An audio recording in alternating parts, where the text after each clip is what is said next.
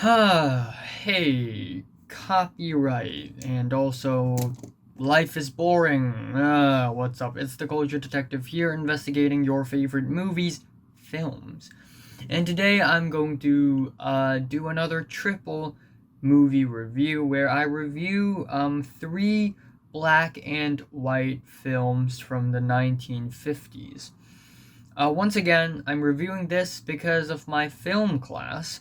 And my film class in online college that I'm taking, where I watch a bunch of film noir films, and sort of discuss on them, sort of talk about them, learn about them. And here we have another three films that I've seen in the last 3 Thursdays. So, starting off, we have Strangers on a Train by Alfred Hitchcock. I'm a little bit ashamed to admit this, but I've actually never seen an Alfred Hitchcock movie before. I mean, I've always wanted to see Vertigo and Rear Window, but this is actually my first one, and wow, this thing blew my mind. This film blew my mind. I absolutely love it. Now, before going to a Hitchcock film, I didn't really know what to expect, and I didn't hype myself up too much. I know Hitchcock is the master of suspense or whatever, but holy crap, he is the master of suspense. There are scenes in this movie that are really, really suspenseful and intense, and it's released in 1951, and in the year 2020, 69 years later, I still feel the suspense. It's honestly amazing. So, Strangers on a Train is adapted from a novel of the same name by Patricia Highsmith, and it stars Farley Granger and Robert Walker. It is a story about two strangers on a train meeting each other. The main character, played by Farley Granger, is a tennis player. His name is Guy. Guy, I think. And then the other guy, his name is Bruno, played by Robert Walker, and he is a psychopath. He likes killing people, and he hates his father. So he came up with a plan. So since the guy, whose name is called Guy, the main character, I forgot the last name, but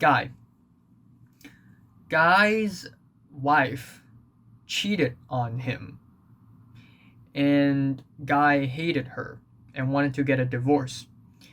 Um, and turns out it was just a devious plan from Guy's wife to get money from Guy.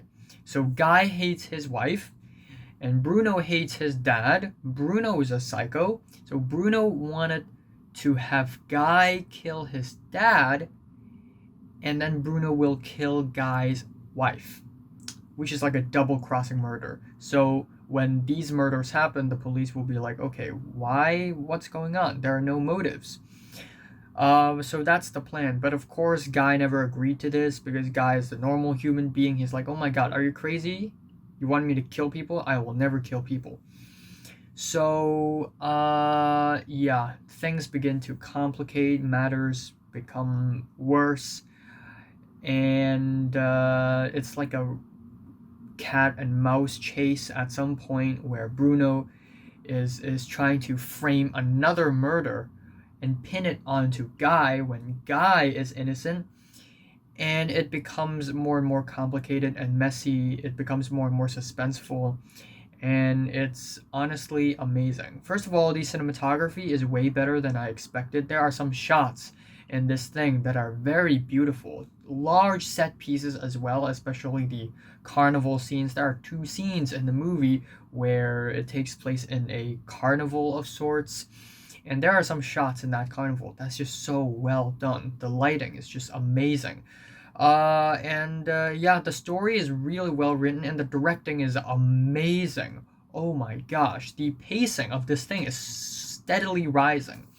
And I usually don't say this to most movies because most movies usually start off slow and then in the middle slow down again and then at the end fast pace and then the end. But there aren't that many movies that I've watched have this steady pace going where the moment the movie begins, it begins to get faster and faster and faster and faster up until the very last scene.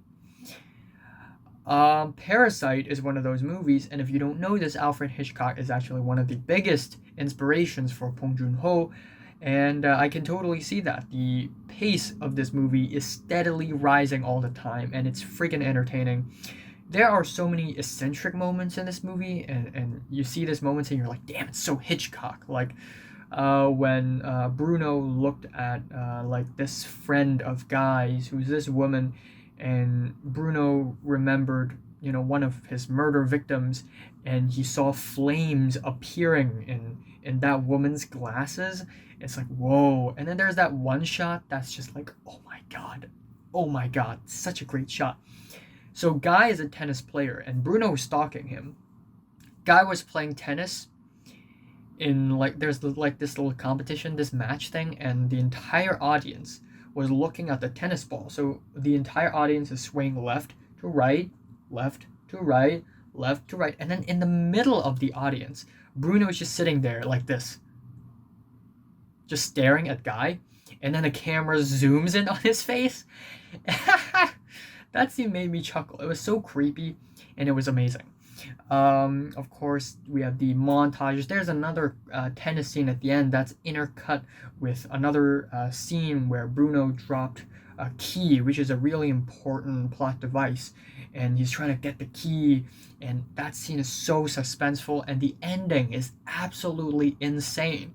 Like this kind of movie isn't an art piece. Back in the day, this movie is probably the Mission Impossible of the 50s, because or something like that, because like the ending is friggin' whack, like explosions and stuff, So yeah, honestly, I love this movie. I think it's great. I really want to rewatch it. I friggin' love it. The opening scene is amazing too. You see the shoes of both characters. They walk onto the train, the platform, and they sit next to each other. Damn. Yeah. 9 out of 10. 9 out of 10 for this one. Absolutely love it. Second movie that, or actually more like the 8th movie that I've watched is Kiss Me. Oh no, wait, this is not the 8th. Shoot, this is like the 11th. The 11th movie that I've watched, the 11th film, is Kiss Me Deadly, from director Robert Aldrich, and it is adapted from the novel written by Mickey Spillane, and it is a movie released in 1955. So this film is so to put some context into this film, because without context, this film is basically a political thriller where the main character finds out that there's this evil organization trying to look for a box, and inside the box is this mysterious item that can destroy the world, and yeah, that's pretty much just it. But to put some context into the film, Mickey Spillane, the novelist of the story of this movie, he is a hardcore capitalist, and he really, really, really hates communism.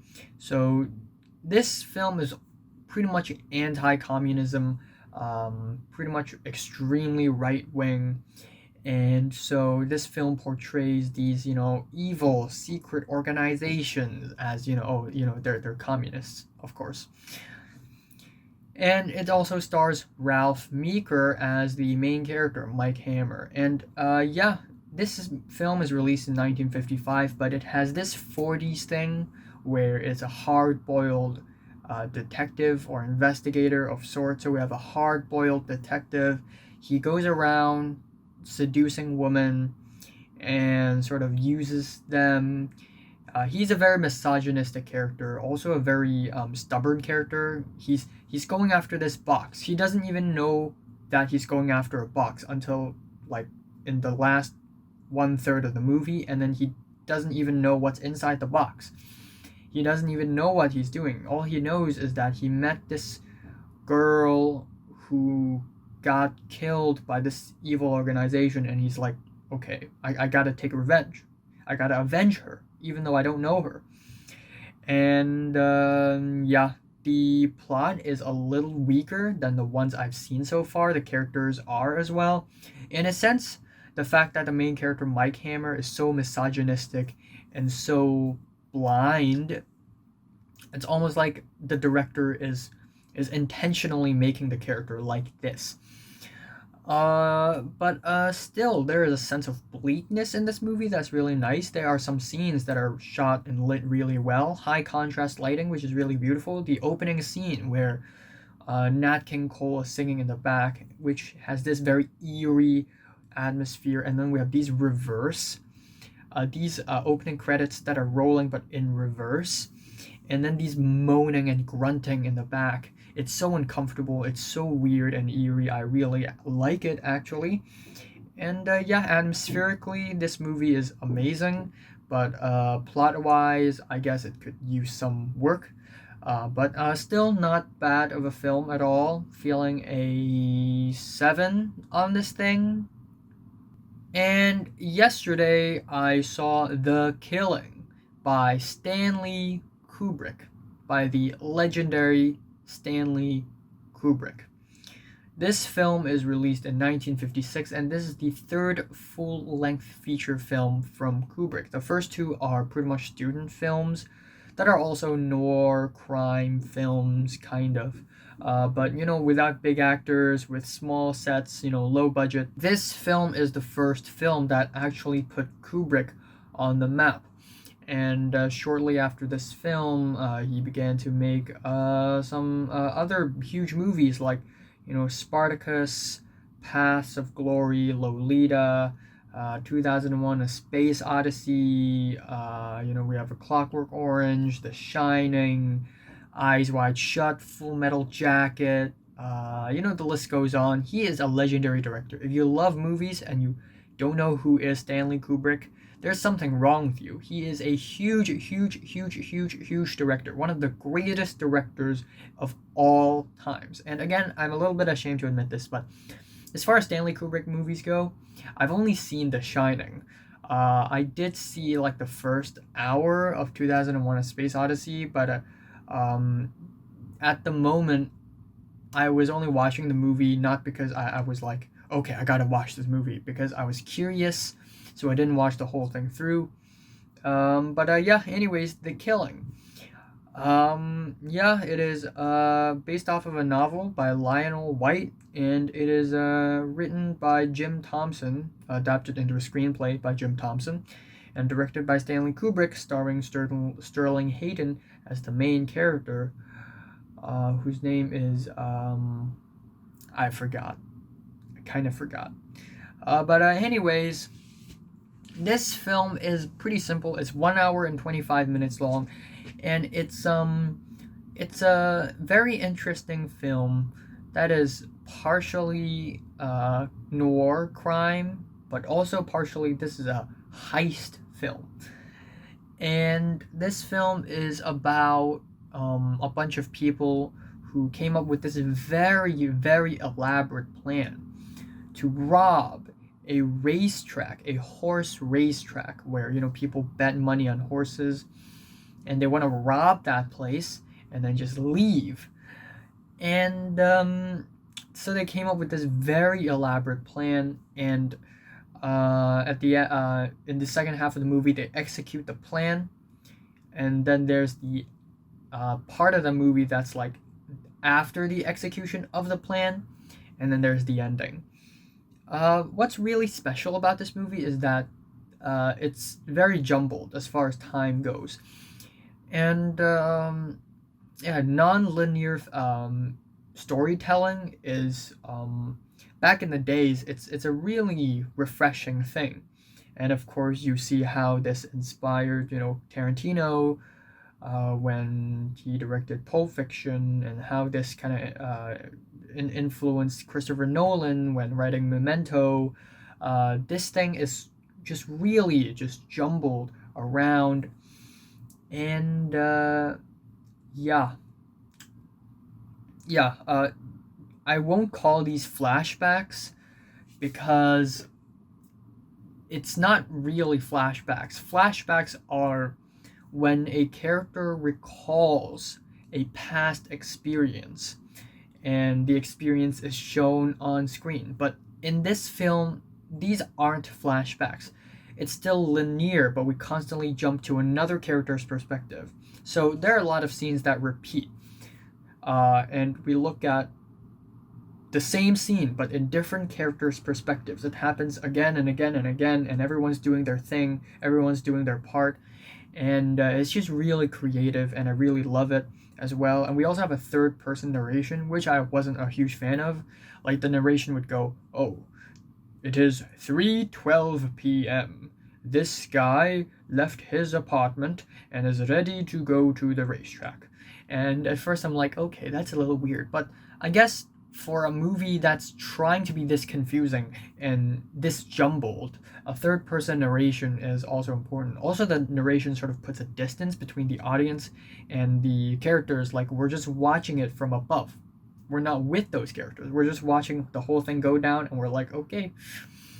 Yeah, though, however, I won't say this film is that great because the first half is very slow paced and very dialogue heavy, very confusing as well. We have a bunch of characters and we have no idea where did they come from, and it's just kind of a dud for the first 30 minutes of the film, but the last hour is just absolutely amazing. Just one very suspenseful and intense scene after another. And there are some crazy turns of events in the film as well, which I really like. So, yeah, feeling a decent to strong 8 on this thing. Yay! So, have you watched these 3 films? 1 to 10, how much did you rate them? Like if you like them, hate if you hate them, and subscribe if you want more. And thanks for watching. I will review more movies released in 2020. First Cow, The Five Bloods, Wolfwalkers when it's released, Mank if it's released, that Werner Herzog documentary when it's released. I will also be watching Touch of Evil by Orson Welles next Thursday, so you have that to look forward to, and I'll review one special movie.